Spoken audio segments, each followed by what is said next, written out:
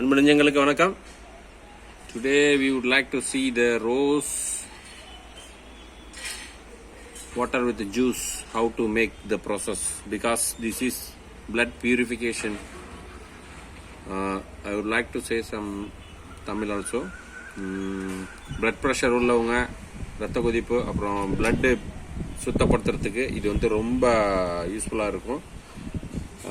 ரெண்டு விதமான ரோஸ் வச்சுருக்கோம். இது எல்லாமே லோக்கலில் எங்கேயும் கிடைக்கிது. பட் இது நான் வந்து யூஏஇலேருந்து அபுதாபிலேருந்து வாங்கிட்டு வந்தேன். இதில் வந்துட்டு கொஞ்சம் எடுத்து நம்ம வந்து ஹாட் வாட்டரில் போட்டு அதை பாயில் பண்ணிவிட்டு அதுக்கப்புறமேட்டுக்கா அதை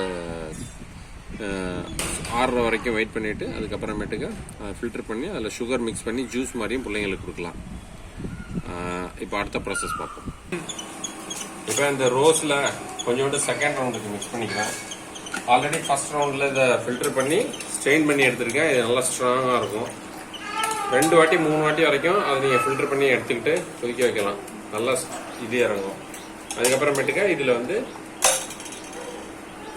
சுகர் ஆல்ரெடி நான் கொஞ்சம் ஆட் பண்ணியிருக்கேன்.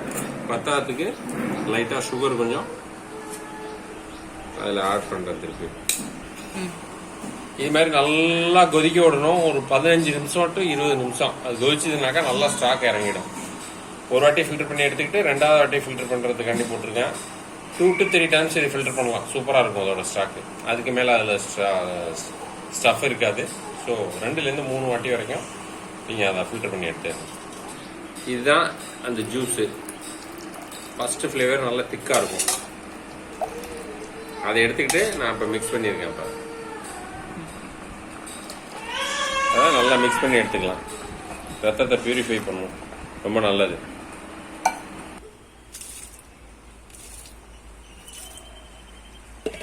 இது மாதிரி போட்டு ஹெல்த்தை மெயின்டைன் பண்ணிக்கோங்க.